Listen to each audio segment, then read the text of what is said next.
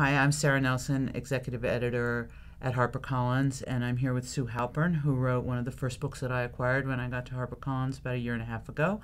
It's called Summer Hours at the Robbers Library.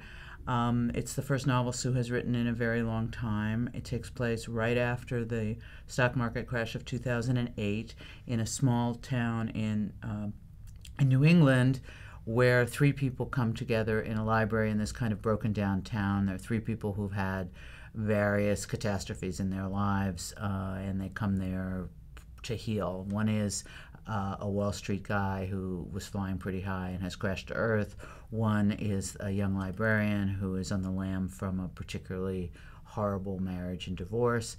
And one is a 15-year-old girl who is there with her off-the-grid parents and ends up, for reasons I won't tell you, at the library with these other people. Sue Halpern is best known, I think, for writing nonfiction. Her most recent nonfiction book is A Dog Walked Into a Nursing Home. When I got this full novel from Sue's agent last year, I immediately knew it was the first book I wanted to buy. Obviously, I love books. It's a book about books, but more than that, it's a book about libraries, and it's a book about sort of the library that's the heart of a town. And so whether you're from New England or a librarian, you can certainly identify with this. So I guess, the first question obviously is, why set the book in a library? You could have put these characters in any number of places. So what was special about the library? Well, to my mind, a library is a place that draws lots of people for lots of reasons who come from different demographics, who may have nothing else in common but the fact that they go to this common place. And so it seemed like the right place to put people who wouldn't ordinarily know each other. So that's why it was there. And also because one of the things I noticed, I live in Vermont, I spent a lot of time in upstate New York, and a lot of times there are towns in which everything else has sort of gone wrong. The economy is kind of tanked, but the library remains the kind of beating heart of a community. If you take away the library, then everything is lost. And in this town, it's the place that survives sort of everything else, which is actually true for the characters as well. And the book is set shortly after the beginning of the recession, 2009-ish. So it's pretty much contemporary. I think of that as contemporary. And it seemed interesting to me. One of the things about a library is they don't change. They do change, and we can certainly talk about how the technology has changed libraries. But a library is a kind of time out of time place. It's a kind of there have been libraries in small towns forever, and so it gave it a kind of time out of time quality, or it could have taken place, except for the specifics of why the people got there, which were very much 21st century problems. This group could have come together in any time, because libraries are sort of universal and sort of not time specific. Do you think that's... Yeah, I think that's true. I think that the other thing about libraries is that most of us who love books and who read got there because of a library. We started out, in the children's section of a library, and we kind of worked our way through it. And at least for me, I have very nostalgic feelings about my childhood library. And so, I think we can all relate to that place if we're book people. Now, and you have some experience with the library as an adult. Can you tell us about that? Yeah, so I spent a long time living in a very, very rural, very, very poor town in the Adirondacks, which is a part of upstate New York. It was served by a bookmobile for many years, and then that funding got cut, and we had no library. And so a few of us, about three of us actually, in this little town, were kind of tasked with starting the first public library in this town, which we did. It was quite an adventure. We opened with very few books, but a fair number. that we culled from various places. And we started out and we were told that 500 library cards was going to be sufficient for a year for this town. There are 1,800 people. And we went through 500 library cards in 3 weeks. And we went through 1,500 library cards in a year. And it changed the dynamic of this town, which was falling apart. And if you go there today, the library is truly the beating heart of this community, and this community is thriving. And it is because of this library, which seems kind of miraculous, and it felt like a kind of field of dreams kind of experience. But the library is a wonderful institution, and it really changed everyone's life, I would say, in this town, including mine. And was it very specifically in your mind when you were working on this book that was the library that you were recreating on these pages? No, it's funny, not at all. This library that we started was started in the room of the town hall. It was like a kind of an empty room. And so it doesn't look like, your standard august Carnegie library. But I was doing a story for the New York Times magazine, and it happened to be in the town with the very first Carnegie library. And so I pictured that library in my mind as the kind of physical structure of this book. And I pictured my library and what it did for the people in this town as a kind of inside of the library. So there were these two libraries that I was kind of imposing upon each other, or transposing, kind of like those old world books where with the invisible people, then you put the transparency over it and you can see all their bones and things like that. So it's two libraries.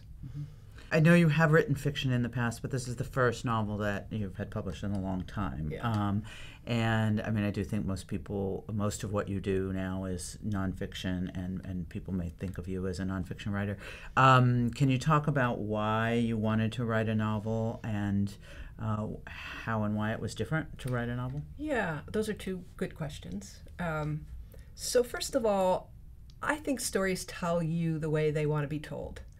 And sometimes the best way to tell stories is by telling them in, pure and honest, straightforward fact, because those facts are so compelling and so strong that they require that. So, for instance, when I was writing A Dog Walks into a Nursing Home, it wouldn't have made any sense for me to fictionalize that, because, in fact, those stories were so strong, and I wanted people to know that these were real people in a real place, a nursing home, having real lives.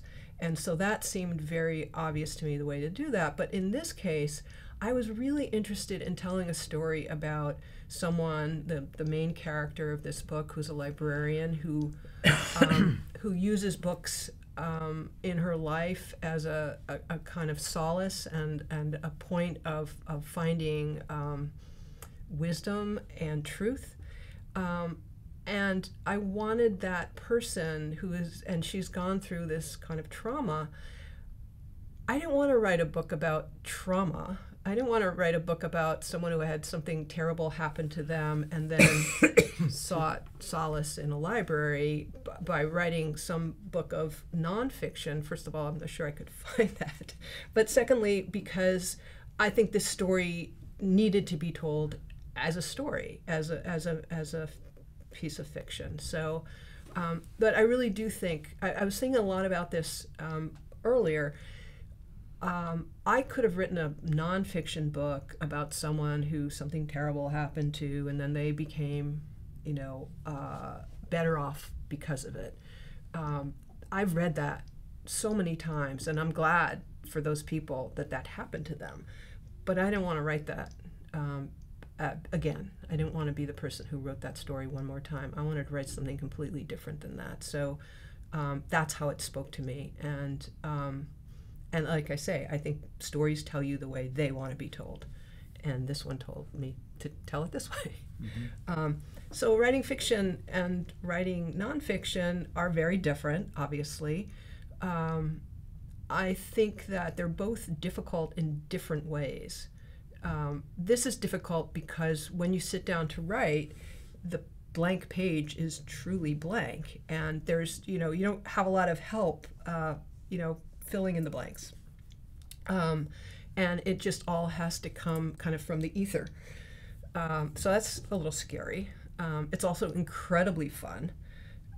Whereas nonfiction, you have the ability to rely on outside sources for a lot, not completely. If you like, when I was writing A Dog Walks into a Nursing Home, a lot of it was simply that I had taken really good notes, and so I could draw on those to write the book. So I had that as a kind of template for how I was going to already go about writing the book. So it's a little different because you have material, and I have to say that I was inspired in thinking about that way by my daughter when she was about 8, and she looked at me one day and she said, I was working on a nonfiction book at the time, and she said, what J.K. Rowling does is a lot harder than what you do. And it was just kind of chilling, and I said, well, why is that? And she said, because she starts from scratch and she makes it all up. And I thought, okay, I get it. You don't respect me that much. It's all right. It inspired me actually to write a novel for her and for her peers, which I did. It was called Introducing Sasha Abramowitz. As a consequence, I was like, well, look, kid, I can do it too, see? So I did do that, but I thought she had an interesting point. She, at age 8, she sort of got the distinction between writing fiction and writing nonfiction. Maybe we should talk a little bit about what our editor-writer relationship was like. I know it was perfect. It was wonderful. It was. I am a genius, and she's was. Okay, but no. It was pretty great. So please do go on. Well, this is my 7th book, and I've worked with a lot of editors, a lot of fabulous editors, and it was so fun working with Sara. First of all, because she was very enthusiastic, which of course counts for a lot, right? It does count. Passion counts. It does actually count for a lot, but every suggestion that she made was spot on, and one thing that writers, there are different relationships that writers have with editors, and so those relationships could be contentious, or they could not be contentious, and they could be kind of lovely. And if you trust your editor, which isn't always the case, I think, for people, if you trust your editor, then you're almost always willing to take on the task of responding to whatever they're kind of putting you up to, and as I say, that doesn't always happen. I can think of times when it hasn't happened, but it happened here all the time. I'm thinking very specifically of the last page. I don't know if you remember this. Mm-hmm. Let's think about the first page. But okay, we'll talk about the first page. But right. The last page, which this happened very, very late very late in the process, maybe because it was the last page, but I'm not sure. But in any case, you said to me, it needs one more beat. Do you remember that? You said it needs one more beat. Now it didn't occur to me that it needed one more beat until I added one more beat. And it was so much better. It was literally one beat, right. Which it was like 3 sentences or something. No, like an exchange. It was 2 sentences. It was 2 sentences, and it was the weirdest thing, but it completely changed the tone of the end, which I loved. So that was a great suggestion. There was another thing that happened. I don't know if you remember this. When I moved one part to the front. I do remember. Yeah. But you didn't remember at the time why I did it. Okay, go on. Now I know, so it's hard to remember what I knew. You had told me that someone had read the book and had somehow opened it up to that very section that is now in the front. I think it was they put it in their reader to read the manuscript, and somehow it opened to this, like a page 40 pages in or Right, or something something like like that, that. and started reading. Right, and thought that's where the book began.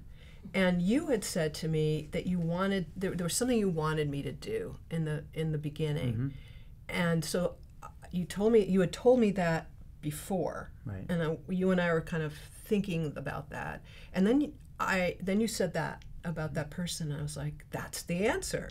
We are going to move that to there and do it that way, and it was like, and you were like. Both of us were like, oh. Right. No, it's like it's like the hinge, you put it there, Right. and then the whole Everything rest of else the book works. makes sense. It was so, It was like magic. It's really like a magic moment. It really was. And so that was kind of a great moment of editing triumph.